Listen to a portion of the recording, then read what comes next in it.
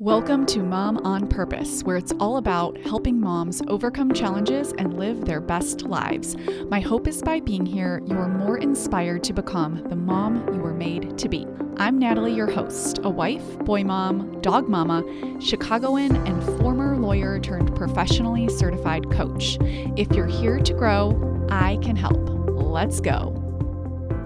Hello, my beautiful friends. Today I want to talk with you about perfectionism, being a perfectionist, what's the difference between kind of having high standards and being high achieving versus perfectionism, how to notice perfectionism in yourself and in your actions, and how to change that. And I came up with this podcast because I am creating a brand new course on how to let go of perfectionism and sort of break up with that narrative and those tendencies and those actions for your own sake. And this started because one of the Mom on Purpose members inside the membership wrote in and asked if I could talk more about perfectionism. And I sent her one of my favorite classes inside the membership called Becoming Your Own Best Friend. It is fantastic. If you are in there, I 10 out of 10 recommend going into the library and watching it.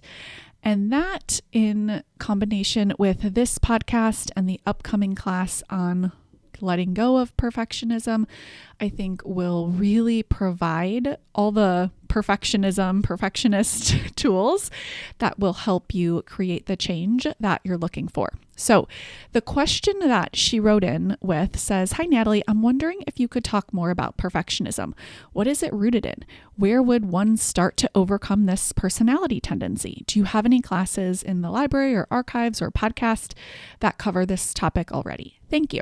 Okay, so with that in mind, I want to start off talking about what perfectionism even is. It doesn't mean that you do things perfectly. It means that you have this relentless pursuit of doing things perfectly, and it's driven by some sort of negative emotion like fear of failure, fear of judgment, or lack, like some kind of inadequacy. So that's a really key takeaway for you to just notice if what you're doing is driven by lack, not enoughness, fear of failure, or judgment.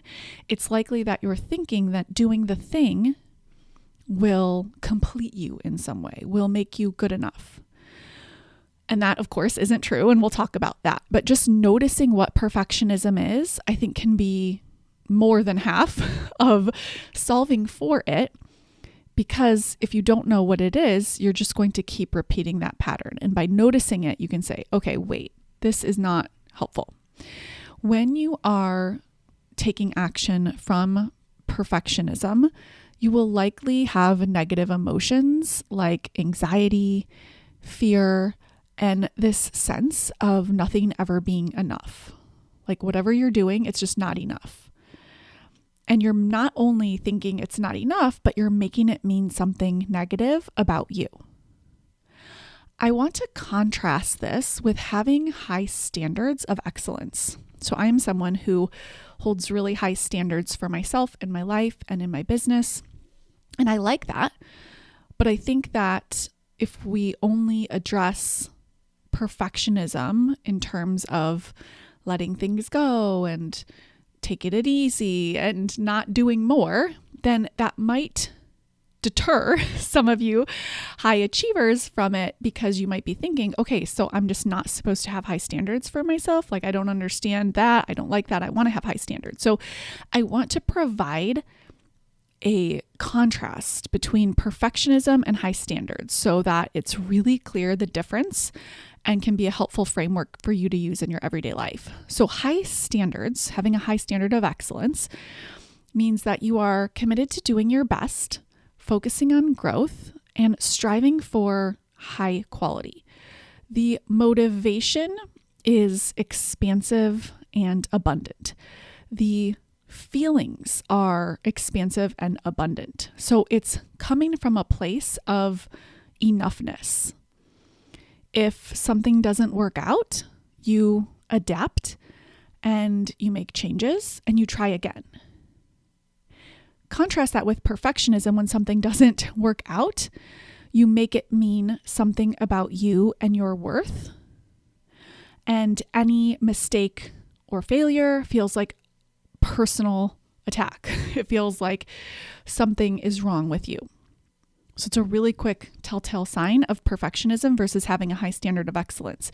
If you miss the mark, if you make a mistake, if you fail, and you make it mean something negative about you, that's perfectionism. Same exact thing happens and you don't make it mean something about you. You just take it in as data and a lesson to be learned. That is having a high standard of excellence where you can continue to grow and change and evolve from a place of wholeness. And that's really what this is about. It's perfectionism is you chasing something in order to feel better about yourself. It's wanting to do X, Y, and Z, wanting to complete the to-do list, wanting to get everything done, wanting to achieve the goal, wanting to stop yelling at your kids, whatever it is, because you think that in so doing, you will finally be whole and worthy and good enough. And that's just not how it works. The way that I teach all of this work is to work on yourself first, to love yourself, to trust yourself, to have confidence in yourself, to be willing to experience those negative emotions without making them mean anything about you. And then from there, let's improve our skill sets just because we want to.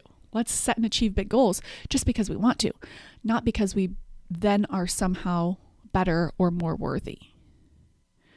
So you can still have high standards of excellence and not be a perfectionist, not have perfectionist tendencies. Let's go through a couple of examples. Let's say that you are planning a birthday party. If you have high standards for planning a birthday party, you are planning on creating a fun, memorable experience for your kids. You are doing it in a thoughtful, planned out way. Maybe you are ordering the catering and the cake from a bakery and you got all the decorations ahead of time. And it just is a way for you to express your love for your child through having high standards.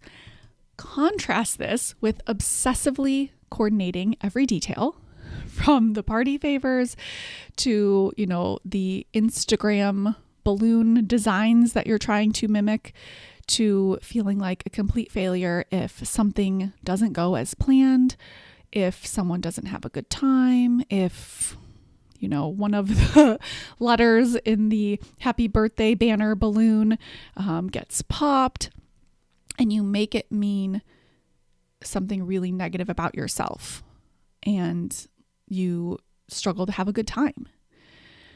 You worry that your guests will judge you if the party isn't up to a certain standard.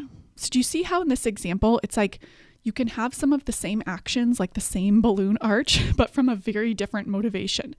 You just want to have the balloon arch for fun because you like to create an amazing experience for the party, not because you think that you have to do that in order to be good enough. That's the difference between having a high standard and being a perfectionist.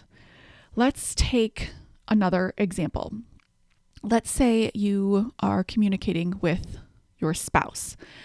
If you have high standards, you will be willing to be vulnerable. You will value open and honest communication. You will allow disagreements. You will want to work through challenges together. You will not make it mean that you're in a bad marriage or you're a bad wife or a bad woman. If there are hiccups, if you're making mistakes or your spouse is making mistakes, you'll be able to acknowledge your own mistakes and apologize, focusing on connection over perfection. Contrast that with wanting to communicate with your spouse from a place of perfectionism, then every conversation has to go smoothly. There's this tense anxiety kind of motivating the conversations, fueling the conversations. You blame yourself or you blame your partner. Either you're to blame or your husband's to blame if you're disagreeing. And then you worry incessantly that the disagreements mean that something's wrong with your marriage, that it's not perfect. and it leads to you overthinking negatively about every interaction. So do you see the difference here? It's subtle because in both instances, you still have disagreements. You're still married to the same person. And yet the way that you're thinking and feeling about it is very different. So it creates a completely different experience. Let's take one more example. If you want to maintain a tidy, organized home from a place of having high standards, then you will have routines in place. You will have an order of priority. You will also delegate and work together in a team-oriented way. You know things aren't going to be perfect. You know that messes are part of it. You allow the laundry to sit from time to time, and you still value cleanliness and kind of being the CEO operator of your household. Contrast that with perfectionism, where you feel compelled to clean and organize and kind of micromanage everyone else constantly, even at your own expense, meaning you are unwilling to rest or relax unless every single dish is clean, unless all of the laundry is put away. And whenever the house is messy, you make that mean that you are not good enough. Like you're failing as a wife, as a mom, as a woman. You worry what others will think of you if your home isn't matching up to what you're seeing on your feed. So in both instances, you might be cleaning or you might be organizing. Yet when you have high standards set from a healthy place of approval of yourself, you create such a better experience for yourself. You're not using cleaning against yourself. You're not using keeping a home against yourself. You're not making it mean that your home has to be a certain way in order for you to feel good enough. So think about in your life some areas where you feel like you have to do certain things in order to be good enough. Said differently, what are 5 things that you do or that you want? And then why do you do those things or why do you want those things? If the reason is rooted in lack, i.e., the reason that you do these things or want these things is because you think you need to be good or whole or worthy, then it's rooted in perfectionism. If the reason you want these things is just because you want them and it feels like abundance, it feels expansive, that is a really fun place to do things and to want things. So for example, if you want to stop yelling at your kids just because you want to expand your capacity to show up for yourself and your kids and your family, but you know that you are a good mom inside and nothing will change that, you're also just a human mom, then you can grow and build this skill while feeling good about yourself. And that's really what will enable you to create the results that you want of not yelling. When you do it from perfectionism, when you do it because you think you're not a good enough mom, because you think you're ruining your kids and your family, because you think that something is wrong with you and you have to stop yelling in order to feel good enough, there's this relentless sense of harshness, self-judgment, negativity, and scarcity where you disconnect from yourself and your kids and you feel like you're a bad mom and you have to change in order to be good enough. That, my friends, is perfectionism. So just notice it. Okay? There is no right or wrong, good or bad. You just want to notice so that from that place, you can create change. I want to give you a list of 15 signs that you may be in perfectionism because I think that it's really easy to notice when we are in perfectionism if we have some specific examples that we can apply to our past and kind of how we're showing up. So number 1 is always evaluating others and comparing your goodness and worth to what they're doing. So if you're constantly measuring yourself against others to see how you stack up, that's a sign of perfectionism. You think that you have to be more like them and have what they have and do what they do in order to be good enough. Number 2, constantly being focused on the negative. When I worked on myself years ago for overcoming perfectionism, I noticed that this was a big one for me, constantly noticing what's wrong or missing in a way that is pretty much all encompassing, meaning I wasn't noticing any of the good or appreciating anything of what I had created or my progress or wins or anything like that. That's a sign of perfectionism. It's only noticing what's wrong because you're so focused on changing yourself from lack that you think that you need to fix it all at once. Number 3, working on yourself from fear, lack, or not enoughness. When you join a program like the Mom on Purpose membership and you have this sense of being broken or needing to fix yourself, that is coming from perfectionism. It's one of the first things that I talk about and teach. You are not broken. You are not damaged. You do not need to be fixed. You are whole and worthy. Now what? Now let's work on yourself and grow just from a place of wanting to, from a place of approval. Number 4, thinking that you'll be happier over there. This is thinking that you will feel more complete and good enough when you change yourself. Number 5, disliking yourself. When you feel really critical about who you are and you're unable to accept your imperfections, your humanness, that is perfectionism. Number 6, procrastinating because you fear the results won't be perfect. So you delay things, delay projects, delay decisions because you don't feel fully prepared or confident. You don't trust yourself.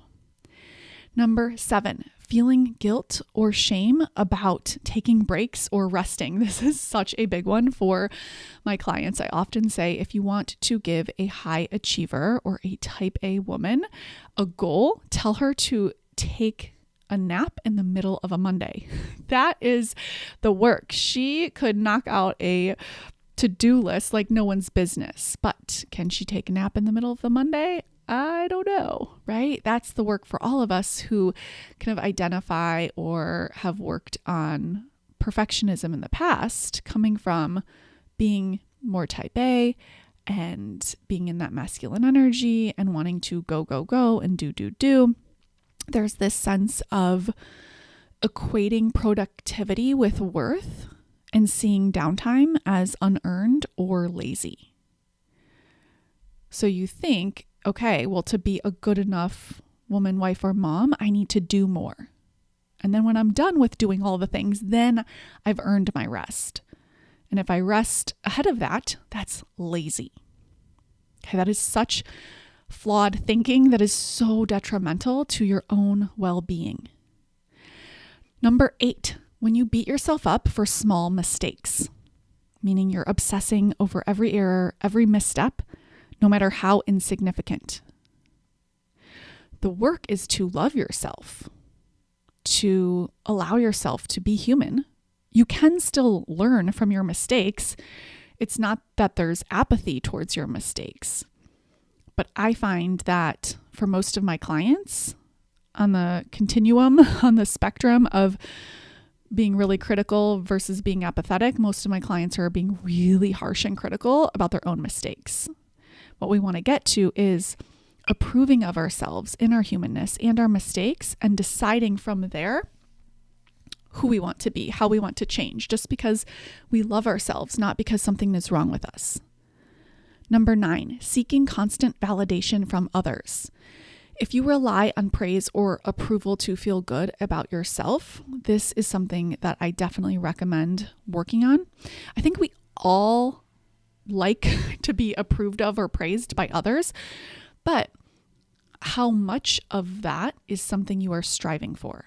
That's the real question. It's not like you want to get to a place where you just don't care what other people think, but if you care more about what other people think than what you think, that's the red flag. That's where you want to work on your own perfectionism so that you can learn how to validate yourself and love yourself so that you're not relying on external approval in order to feel good about yourself. Number 10, feeling anxious about others' judgment, meaning you're worrying about how others will perceive you, your parenting, your choices. And it's from a place of thinking that You need their approval in order to feel good about yourself. It's very disempowering. It will make you miserable because what others think of you is different and dependent on what's going on in their brains. And so what your mother-in-law thinks, what your mom thinks, what your kids think, what your spouse thinks, what your coworkers think, what the random person at the grocery store thinks, it's all different. It's all based on what's going on for them. And it's not that you want to not care about their thoughts and opinions. You want to care. You are a caring person. I know that about you. It's just that you want to care more about what you think about yourself. Number 11, do you struggle to celebrate your achievements? I am so guilty of this one. I've gotten a lot better, but it's definitely a conscious effort. If you downplay your success or you immediately move on to the next goal without acknowledging your efforts, this is a sign of perfectionism. It's just kind of goal hopping, thinking that success is over there and goodness and your worth is all over there. Now, I'm all for you setting and achieving really big goals. That can be so fun and I love it. I continue to use my ambition to create the life I want. The work for me has been to get more grounded in my feminine and make space to pause after achieving goals and celebrate, like obnoxiously celebrate. I don't mean obnoxiously celebrate to others, but obnoxiously celebrate internally for myself. It kind of can feel a little bit silly at first. You might want to judge yourself like, oh, this is, unnecessary. I'm telling you, it is necessary. You want to be so excited about yourself and your life and be proud of yourself that motivation drives you. Not being driven from lack and perfectionism, but being driven by approval and gratitude and joy and appreciation. That is what makes all of the difference in your pursuit of growth. Number 12, living in an all or nothing mindset. If you believe that you can't do something perfectly, then it's not worth doing at all. Okay, that is perfectionism, all or nothing. On the one hand, you have to do it and you have to do it perfectly. On the other hand, if you can't, just don't do it at all. Instead of making space for the gray and the unknown, which leads into number 13, overanalyzing decisions, spending excessive time making choices to ensure the quote unquote right outcome, often leading to indecision and burnout. This is one I coach a ton on, and I do practice pretty consistently in my own life, and it's made such a difference. I can't not tell you how helpful it is for you to really sharpen your skill of decision making. When you overanalyze decisions, it's coming from insecurity and thinking that if you make a wrong decision or a bad decision, then that means you are wrong or bad. The example I always use about this is deciding to go for a VBAC, a vaginal birth after cesarean, with my second son, and the decision-making process that I used, because for the first part of making that decision, I was really stuck thinking that, well, I would want to go for it if it worked out, but if it didn't work out, I didn't want to labor for 24, 36 hours and then have it result in a C-section when I could have just planned the C-section from the beginning, since I had already had a C-section with my first. And the way that I got to peace was going inward and deciding what the best outcome was for me with respect to what I could control. Because there are so many variables that are outside of my control with something like that. And this is true for lots of decisions, right? You could move for a job, you could decide to switch your kids' schools, and you just don't know what will happen in the future. And you can get enough information, and then once you have that information, go inward and decide to have your own back regardless of what happens. And that's really what I did with the VBAC. I decided that I was going to go for it, and if it didn't work, if something unexpected happened, if I had a cesarean, whatever the outcome was, no matter what, even though it was going to be harder, if it resulted in, days of labor and a C-section when I could have just scheduled it, I still decided preemptively ahead of time that I was going to have my back for that decision because I wanted to be someone who tried. I wanted to go for it. And so I made total peace with that. I'm telling you, this was one of the most life-changing experiences for me because I use this process all of the time now. Thinking about outcomes I can't control in decision-making and making peace with it, knowing that all I have is the information I have now, and trusting myself to approve of myself in the future, regardless of what happens. Doesn't mean I don't learn. It doesn't mean in the future I might not even do it differently. I might, but not because I made a bad or wrong decision in the past, just because I learned new information. Decision-making is a window into you identifying whether you are in perfectionism or not. Number 14, feeling responsible for everyone's happiness. Do you do this? Do you take on others' emotions and believe that their well-being depends on you? You are not that powerful, my friend. That is great news. When you can learn to let go and give other people space to feel how they want to feel, it is freedom. And number 15, avoiding taking risks to protect your image. So you might opt out of setting a goal or a new challenge or opportunity because failure feels too exposing.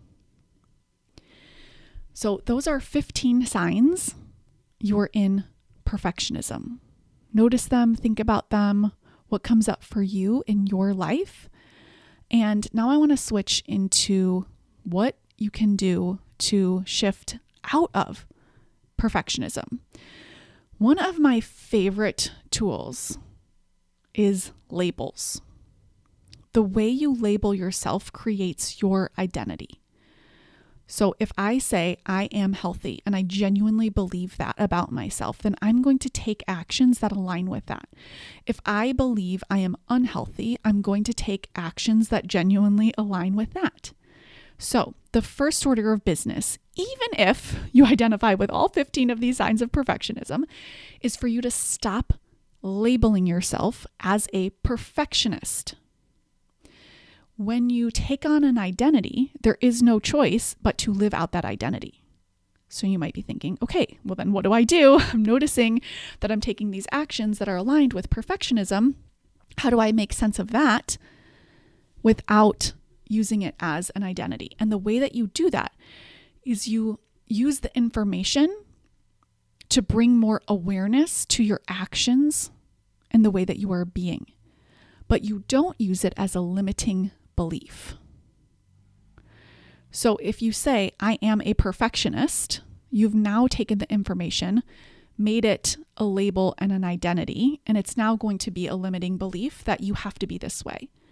What I'm saying is to use the information to help you bring more awareness to yourself, knowing that you can change.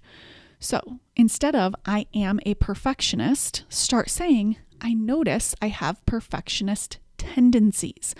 This immediately separates out the identity of you from perfectionism and makes the perfectionist tendencies part of the actions that you're taking. And we can all change our actions. So there's no such thing as being a perfectionist. There's no blood test. Sometimes we might use that language kind of casually, which is not a problem as long as you don't believe it to be truly part of your identity that you can't change. 100% you can change it. So start by removing that label from your identity.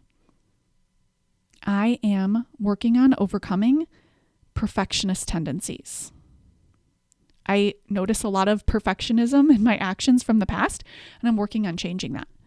Do you see how all of these sentences are more helpful than labeling yourself as a perfectionist? Number 2, take a break from goal setting. If you notice that you are setting goals from a place of wanting to earn your worth, wanting to feel good about yourself, wanting to fix you, then you're really not ready to set that goal. It can be a goal like writing a book. It can be a goal like starting a business. It can be a goal like stopping yelling at your kids. The work is to love yourself. This is number 3. Practice self-love, self-trust, and self-confidence. In the library, inside the membership, we have the most amazing, fantastic class on how to practice self-love. I've made it really doable, really practical in a way that will help you. Same thing with the class this month on how to get into your femininity and be more easygoing. That is definitely something that you can utilize and be really changed by if you are noticing a lot of perfectionism. Number 4 is to create a ritual where you celebrate really small wins, just because you want to celebrate you. I do this. It's really helpful. Anytime I have a win, I make sure to create space to celebrate. And for the perfectionist tendencies that I tend to fall into, this is really helpful to mitigate against that. And number 5, be kind to yourself. Work on your mindset when you make mistakes. So how do you want to think about yourself when you make mistakes? How do you want to think about yourself when you get it all wrong?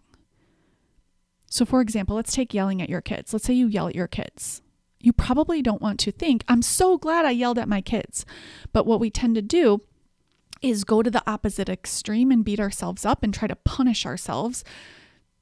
The negative self-talk we have might sound something like, you're a horrible mom. I can't believe you talk to your kids that way. Your kids deserve so much better. You're awful. So we go from yelling at our kids to then yelling at ourselves. The work is to be kind to yourself. I have this image of a basketball coach. I don't know why, but that's my image in my mind. So go with me here.